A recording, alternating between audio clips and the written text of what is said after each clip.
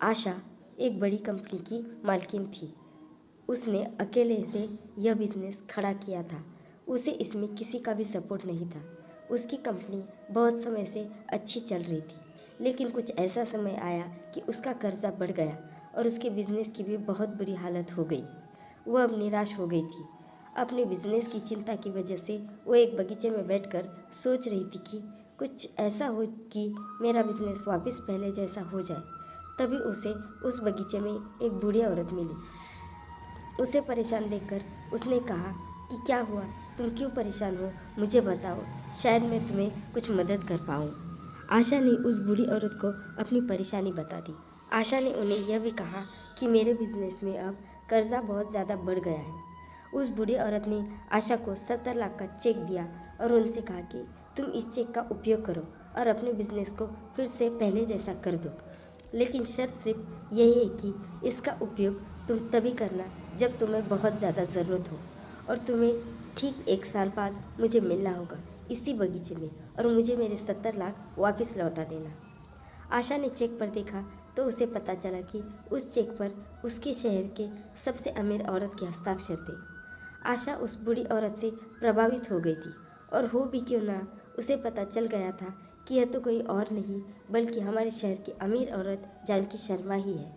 उसने कहा कि अच्छा ठीक है, मैं आपको आपके पूरे पैसे 1 साल बाद लौटा दूंगी। अब वो बहुत ही खुश थी। उसे लगता था कि मेरी सारी परेशानियां दूर हो जाएगी। आशा ने अपना बिजनेस फिर से खड़ा करने के बारे में सोच भी लिया था, लेकिन उसने यह तय किया था कि वो जब बहुत ज़्यादा ज़रूरत होगी तभी उस 70 लाख का उपयोग करेगी। अब उसे पूरा आत्मविश्वास था कि मैं अपने बिजनेस को फिर से ज़रूर खड़ा कर पाऊंगी, क्योंकि मेरे पास 70 लाख का चेक जो है वो पूरी लगन और मेहनत से अपना बिजनेस आगे बढ़ाती गई और उसका बिजनेस फिर से अच्छा चलने लगा। उसने पूरे आत्मविश्वास से अपना बिजनेस बिना वो 70 लाख का उपयोग किए फिर से खड़ा कर दिया। अब उसने अपने सारे कर्जे भी चुका दिए थे।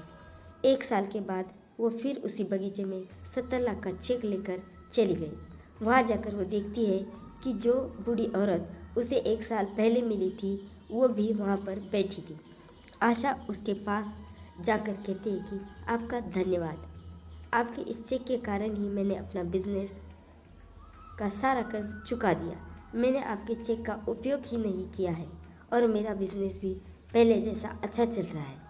आशा उस बूढ़ी औरत से बात कर ही रही थी कि तभी पास के ही पागल खाने से 5-6 कर्मचारी आते हैं और उस बूढ़ी औरत को पकड़ के ले जाते हैं। आशा उन लोगों से कहती है कि आप ये क्या कर रहे हो, ये तो हमारे शहर के सबसे अमीर औरत जानकी शर्मा है, आप लोग इनको क्यों ऐसे ले जा रहे हो। तभी एक कर्मचारी बोलता है कि ये तो एक पागल है जो अपने आप को जानकी शर्मा समझती है। यह हमेशा इसी बगीचे में भागकर आ जाती है और लोगों को बताती है कि मैं जानकी शर्मा हूँ। लगता है कि आपको भी इसने बेवकूफ़ बनाया है। उस कर्मचारी की बातें सुनकर आशा सुन्न हो गई। उसे यकीन नहीं हो रहा था कि ये बूढ़ी औरत जानकी शर्मा नहीं थी और 1 साल से वो जिस चेक के भरोसे अपने बिजनेस में जोखिम में उठा रही थी वह नकली था। वह काफ़ी देर सोचती रही, फिर उसे समझ में आया कि वो पैसा नहीं था जिसके दम पर उसने अपना बिजनेस वापस खड़ा किया, बल्कि यह तो उसका आत्मविश्वास था। वो जान गई थी अगर हम खुद पर भरोसा रखें और हर हाल में अपने आत्मविश्वास को टिकाए रखें तो हम कोई भी काम कर सकते हैं। हमारे लिए कोई भी काम मुश्किल नहीं होता अगर हम आत्मविश्वास रखें तो। दोस्तों, आशा करती हूँ आपको हमारी कहानी पसंद आई होगी। अगर आपको हमारी कहानी पसंद आए तो एक लाइक, शेयर और सब्सक्राइब ज़रूर कर दीजिए। Thank you for watching.